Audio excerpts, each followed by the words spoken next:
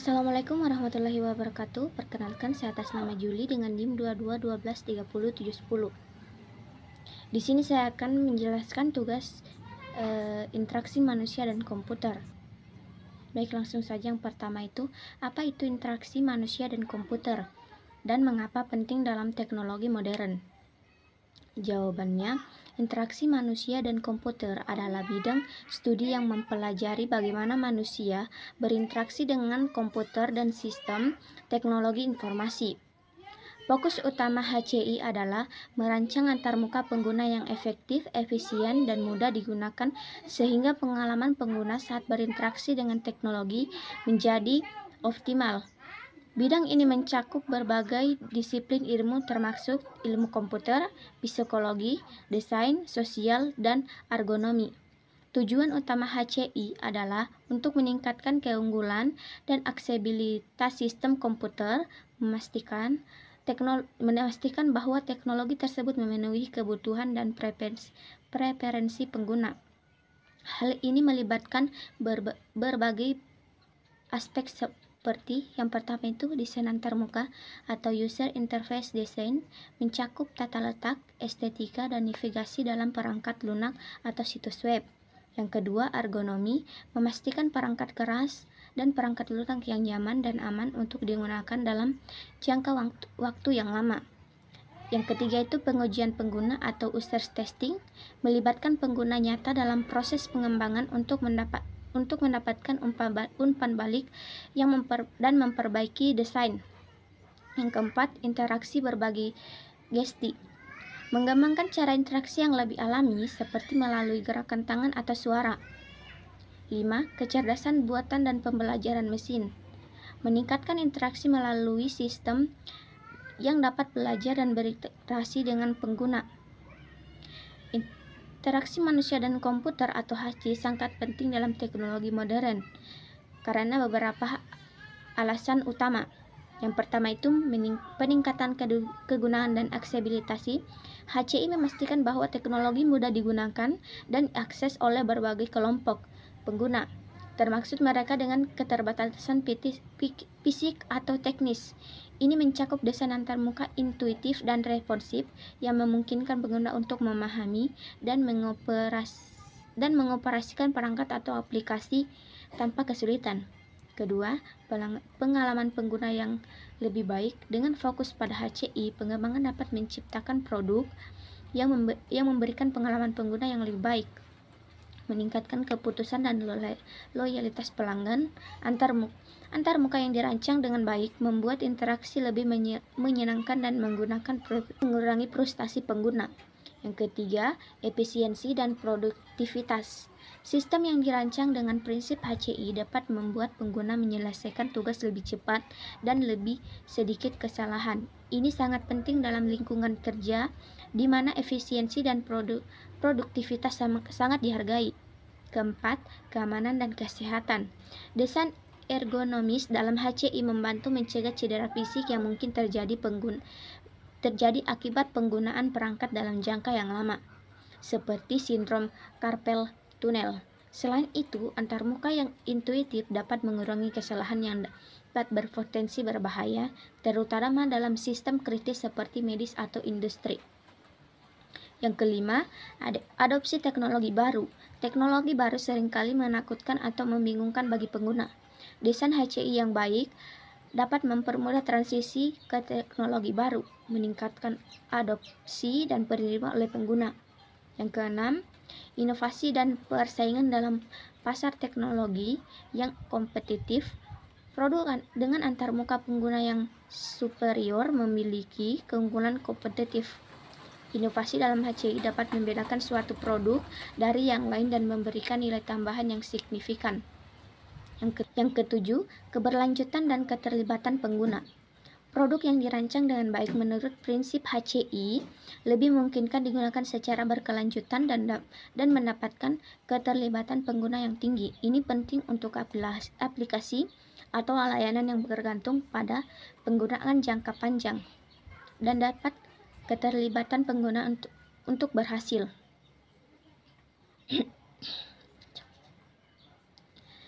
Soal yang kedua yaitu jelaskan peran kegunaan usability dalam HCI. Kegunaan usability memainkan peran yang sangat penting dalam interaksi manusia dan komputer atau HCI. Kegunaan mencakup pada seberapa mudah dan efisien suatu sistem atau perangkat oleh pengguna untuk mencapai tujuan tertentu. Dalam konteks HCI, kegunaan melibatkan beberapa aspek kunci. Yang pertama itu kemudahan pembelajaran atau learnability. Pengguna harus dapat mempelajari cara menggunakan sistem dengan cara cepat dan tanpa kesulitan yang signifikan. Ini terutama penting bagi pengguna baru yang belum familiar dengan sistem. Yang kedua, efisiensi. Setelah pengguna mempelajari sistem, mereka harus dapat menyelesaikan tugas dengan cepat. Dengan sedikit usaha, efisiensi mencakup pengurangan langkah-langkah yang tidak perlu dan mengoptimalkan proses untuk meningkatkan produktivitas. Selanjutnya, yang ketiga itu mengingatkan kembali. Sistem harus dirancang sedemikian rupa sehingga pengguna yang telah menggunakan sistem dan kemudian berhenti menggunakan untuk sementara waktu dapat kembali menggunakannya tanpa harus mempelajari ulang secara signifikan. Selanjutnya, peran kegunaan dalam HCI. Yang pertama itu meningkatkan pengalaman pengguna. Kegunaan yang baik memastikan bahwa pengguna memiliki pengalaman yang positif dan memuaskan saat berinteraksi dengan sistem. Ini mengurangi frustasi dan meningkatkan kenyamanan yang berkontribusi pada tingkat adopsi dan loyalitas yang lebih tinggi.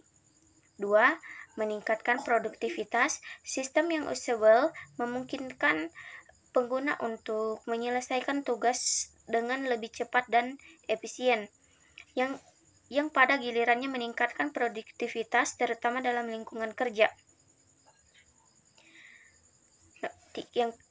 Soal nomor 3, jelaskan konsep desain berpusat pada pengguna dalam HCI.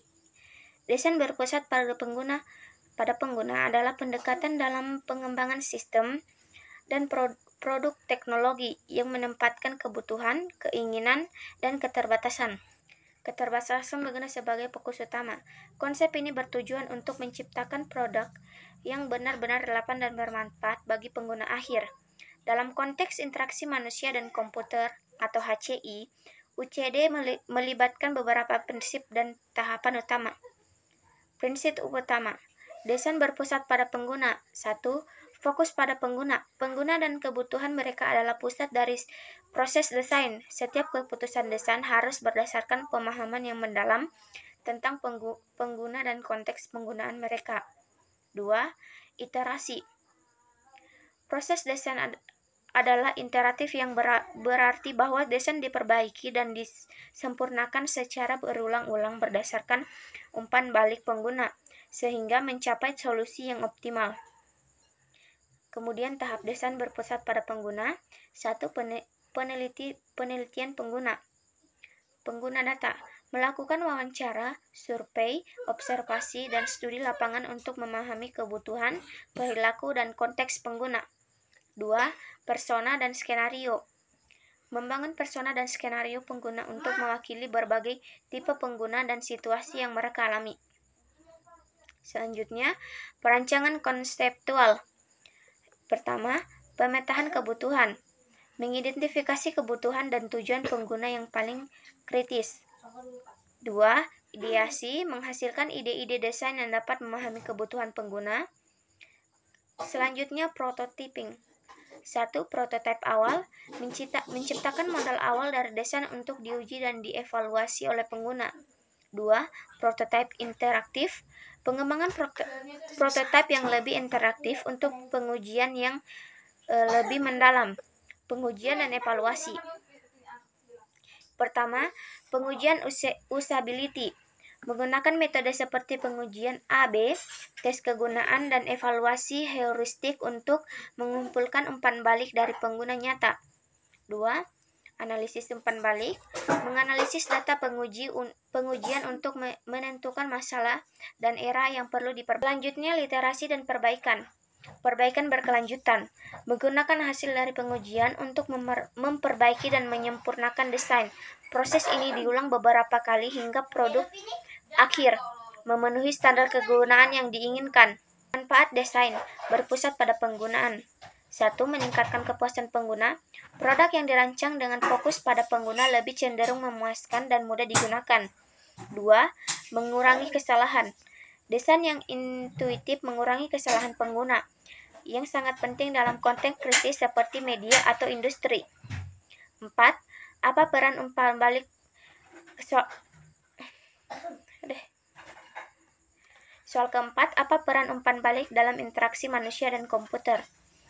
Umpan balik memainkan peran yang sangat penting dalam interaksi manusia dan komputer atau HCI. Umpan balik adalah informasi yang diberikan oleh sistem kepada pengguna tentang tindakan yang telah dilakukan, status sistem, atau hasil dari suatu operasi. Berikut adalah beberapa peran utama dalam umpan balik dalam HCI. Yang pertama, konfirmasi tindakan. Umpan balik membantu mengonfirmasi bahwa tindakan pengguna telah diterima dan diproses oleh sistem. Misalnya, ketika pengguna menekan tombol kirim pada email, umpan balik berupa pesan email telah dikirim, memastikan bahwa tindakan tersebut berhasil. 2. Pencegahan kesalahan. Dengan memberikan umpan balik yang tepat waktu, sistem dapat mencegah pengguna membuat kesalahan. Misalnya, pesan peringatan yang muncul ketika pengguna mencoba menutup aplikasi tanpa menyimpan perubahan dapat mencegah hilangnya data.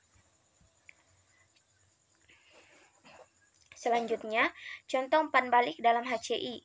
Pertama, visual. Misalnya, perubahan warna tombol setelah diklik, animasi transisi, dan indikator kemajuan. Selanjutnya 2. Auditory, suara notifikasi, peringatan, suara, atau sinyal audio lainnya yang memberikan informasi kepada pengguna. Implementasi umpan balik yang efektif. Pertama, kontekstual dan relevan. Umpan balik relevan dengan tindakan penggunaan dan konteks ini. 2. Tepat waktu. Umpan balik harus diberikan secara segera setelah tindakan pengguna untuk memastikan keterkaitan yang jelas antara tindakan dan respon. Soal kelima, bagaimana prinsip-prinsip desain universal diterapkan di dalam HCI?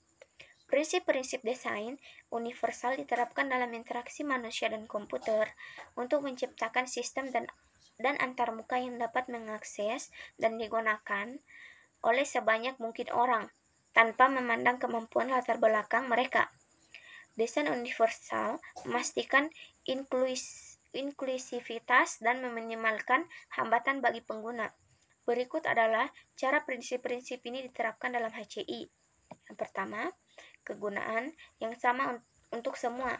Desain harus berguna dan dapat dipasarkan pada orang-orang dengan berbagai kemampuan. Contoh dalam HCI, situs web yang dapat diakses oleh pengguna dengan berbagai jenis disabilitas, misalnya melalui penggunaan teknologi bantuan seperti pembaca layar atau teks alternatif untuk gambar. 2. Fleksibilitas dalam penggunaan. Desain harus mengakomodasi berbagai frekuensi dan kemampuan individu, contohnya HCI. Contoh dalam HCI, antarmuka yang dapat disesuaikan pengguna, seperti mengubah ukuran teks, skema warna, atau tata letak antarmuka sesuai kebutuhan pengguna. Selanjutnya, implementasi prinsip desain universal dalam HCI. Pertama itu penelitian pemahaman pengguna. Menggunakan metodologi penelitian yang inklusif untuk memahami berbagai bentuk dan keterbatasan pengguna potensial. 2. Desain responsif. Mengembangkan antarmuka yang responsif dan adaptif terhadap berbagai perangkat dan kondisi pengguna. Sekian penjelasan dari saya. Lebih dan kurangnya mohon dimaafkan. Wabillahi taufiq wal hidayah. Wassalamualaikum warahmatullahi wabarakatuh.